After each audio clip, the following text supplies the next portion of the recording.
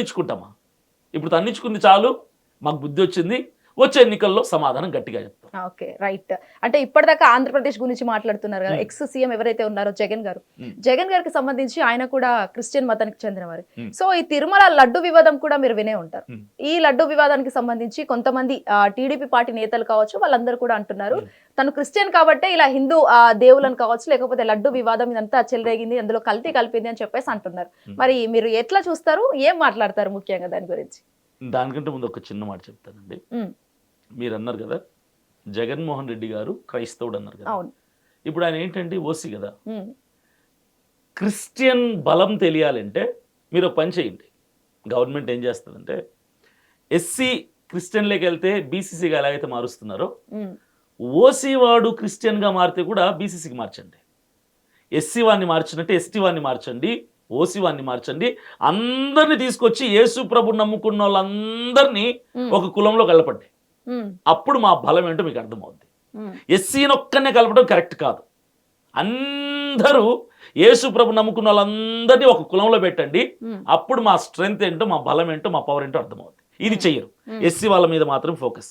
ఇక జగన్మోహన్ రెడ్డి గారి గురించి నా అభిప్రాయం ఏంటంటే అండి, ఆయన క్రైస్తవ్యం కోసం కుళ్ళు రాజకీయాలు, కుట్ర రాజకీయాలు, లడ్డూలో కల్తీలు, ఇవన్నీ ఆయన ఏ దాంట్లో ఇన్వాల్వ్ అవ్వడు. ఆయన గురించి మేమే చాలాసార్లు బాధపడుతున్నాం.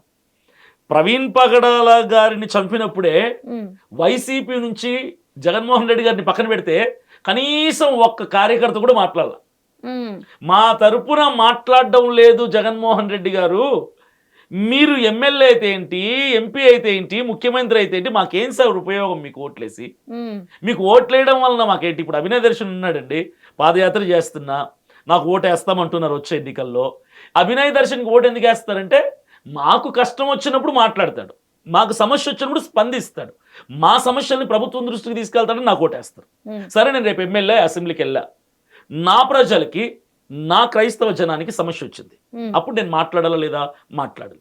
ఒకవేళ నేను మాట్లాడకపోతే నెక్స్ట్ ఎలక్షన్స్కి నాకు ఓటేస్తారా? వేరు.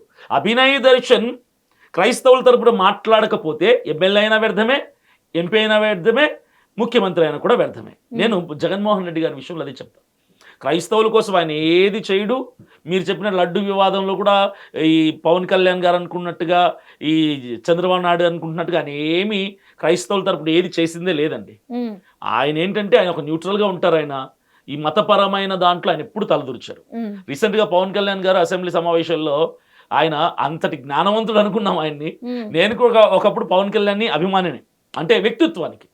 ఆయన వ్యక్తిత్వం అంటే నాకు ఇష్టం. హెల్పింగ్ నేచర్ కావచ్చు, లేని వాళ్ళకి సాయం చేయడం, సొంత డబ్బుతో సాయం చేయడం అని తెలుసు. ఎప్పుడైతే ఆయన రీసెంట్గా అసెంబ్లీలో ఎన్నో సమస్యలు ఉన్నాయి రాష్ట్రంలో, బోల్డ్ అనే సమస్యలు జుట్టుపీక్కుంటారు ప్రజలు. ఈ సమస్యల మీద మాట్లాడకుండా లడ్డు గురించి, మతం గురించి మాట్లాడడం అనేది ఎంత అవివేకం, ఎంత అజ్ఞానం అంటే చాలా ప్రజలకి ఆయన మీద పూర్తిగా ట్రస్ట్ పోయిందండి. పూర్తిగా ట్రస్ట్ పోయింది.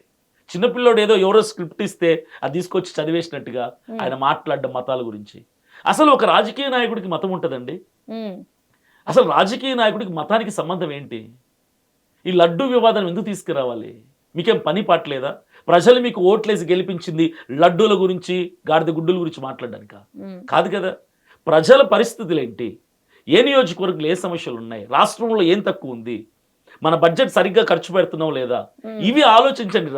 అసెంబ్లీ సమావేశంలో ఇలాంటి విలువైన విషయాలు మాట్లాడితే మిమ్మల్ని గౌరవిస్తారు ఓటర్లు. లడ్ల గురించి, వాటి గురించి, వీటి గురించి, క్రైస్తవుల్ని ఈ మతం గురించి చేస్తే, హైందవుల్ని దాడి చేస్తే మాట్లాడడానికి ఒకరు లేరు.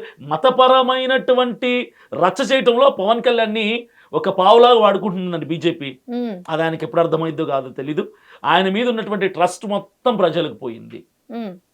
కేవలం మతతత్వపు ఆలోచన విధానం పవన్ కళ్యాణ్ గారు వ్యక్తపరుస్తున్నారు ఈ రోజున. జగన్మోహన్ రెడ్డి గారిని తీసుకుంటే ఆయన ఎప్పుడూ కూడా మతపరమైనటువంటి. వెంటనే హిట్ టీవీ యాప్ ని డౌన్లోడ్ చేసుకుని ఫ్రీగా ఎంటర్టైన్మెంట్ పొందండి. Hit TV app. Hit TV app. Please download hit TV app. Hit TV app ని ఫ్రీగా డౌన్లోడ్ చేసుకుని ఎంజాయ్ చేయండి. మీకు నచ్చిన ఎంటర్టైన్మెంట్ కోసం హిట్ టీవీ యాప్ ని ఫ్రీగా డౌన్లోడ్ చేసుకుని ఎంజాయ్ చేయండి. హిట్ టీవీ యాప్ ని డౌన్లోడ్ చేసుకుని ఆస్వాదించండి, ఆశీర్వదించండి. ఇంతమంది సెలబ్రిటీలు హిట్ టీవీ యాప్ ని డౌన్లోడ్ చేసుకోండి అని చెప్తున్నారంటే ఎంత మంచి యాప్. ఆలోచించండి. అమెరికా అమెరికా అమెరికా అమెరికాలో చదవాలనుకునే వాళ్ళకి విశ్వసనీయమైన పేరు మన శౌర్య consultancy. UK Law 1 Year Masters. UK Law 1 Year Masters. 2 years work permit up to 5 years visa. Contact Saurya Consultancy. Contact 89851 89851.